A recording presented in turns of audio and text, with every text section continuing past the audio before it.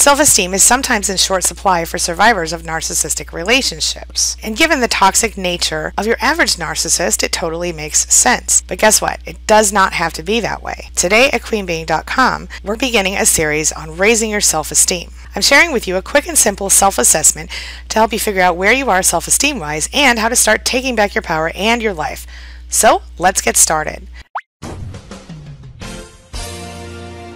My name's Angie Atkinson, and on this channel I offer free daily video coaching to help you discover, understand, and overcome narcissistic abuse in toxic relationships. I like to call it toxic relationship rehab. So if that sounds good to you, hit that subscribe button and we'll just get going. So let's just jump right into it. Grab a pen and a piece of paper so you can do this assessment with me. By the way, before we get started, let me remind you, stick around to the end of the video because I've got a special gift for you today. Self-Esteem Assessment, adapted from the Rosenberg Self-Esteem Scale. Examine the following statements and indicate to what degree you agree with them. 5 means strongly agree, 4 means agree, 3 means somewhat agree, 2 means disagree, and 1 means strongly disagree. I feel that I have value as a person. I'm equal to others. I have many good and attractive qualities. I take a positive attitude toward myself. Overall, I feel satisfied with myself. I feel I have reasons to be proud of myself. My abilities are on par with others. I can do things well. There are things I appreciate about myself. I am able to say no with confidence. I view myself as a leader rather than a follower. How I feel about myself is more important than what others think about me. I am certain that people who are closest to me like, love, and care about me. I feel like my life has purpose and direction. Scoring, calculate your self-esteem assessment score by adding up each rating. If you got 39 to 55, your self-esteem seems solid enough. Keep it up. If you got 38 to 24, your self-esteem is seriously low. So we're going to talk about that. Now, if you got 23 and below, you're critically underestimating yourself. Let's work together to fix that. So, how'd you do? If you're like many survivors, you might still be working on rebuilding your self-esteem and your self-confidence.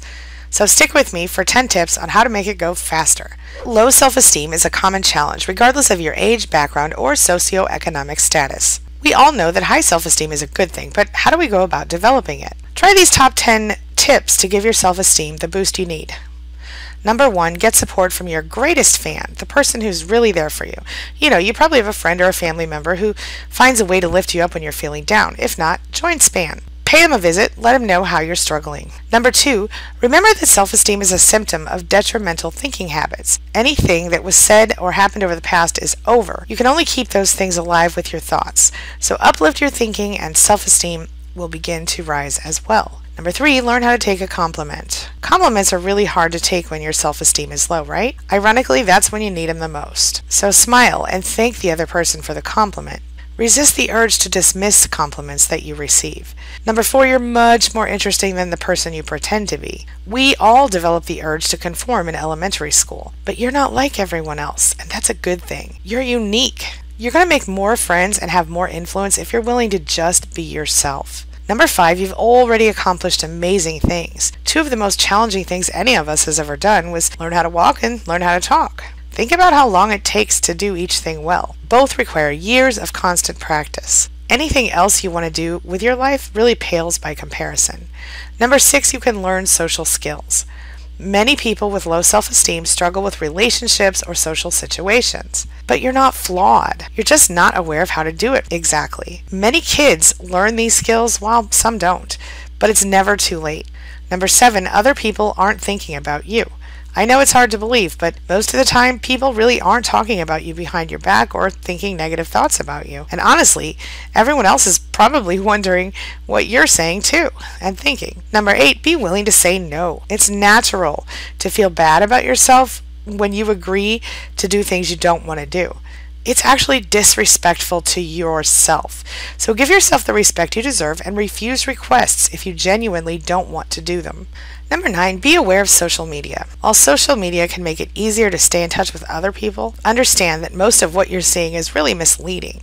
Very few people are presenting their lives honestly. After all, social media is a place to showcase the high points of your life. Everyone has challenges, but you're rarely going to see them on social media. Number 10, develop your strengths. Are you a great dancer? Maybe you want to take a few dance classes. Good writer? Well, maybe you want to take a couple of writing courses and develop your writing skills further. Run with your strengths and find different ways to leverage them. Imagine what your life would look like if you consistently enjoyed high self-esteem. Imagine how much more enjoyable life would be and how much more you could accomplish. The change in your life would be stunning. Begin the journey of enhancing your opinion of yourself right now, today. No one else will do it for you. You're going to be glad you did this, I promise. This brings me to the question of the day. The question of the day is, where are you in your self-esteem, and are you ready to grow it to the next level? Share your thoughts, ideas, experiences in the comments section below, and let's talk about it. Now, here's the special gift I promised you. Go to queenbeing.com/self and pick up your very own copy of this assessment so you can do it at home, or just have a copy for later. It is a totally free download, no sign-up required. Be sure to check out the links in the description below and in the cards above for more information on rebuilding your self-esteem and growth after narcissistic relationships. Alright, that's all I've got for you right now. Thanks so much for being a part of my day and a part of my life, and hey, thanks for letting me be a part of yours. It really does mean a lot to me. I'll see you soon. It's my mission to teach others what I know to be true. You really can create the life you want. Take care of your body, take care of your soul, nurture the real you, and introduce him or her to the world. Be comfortable in your own skin and in your place in this world. Take your spot, take it now, and the universe will take its cue from you. You feel me? If so, subscribe to my channel. Let's get it done together.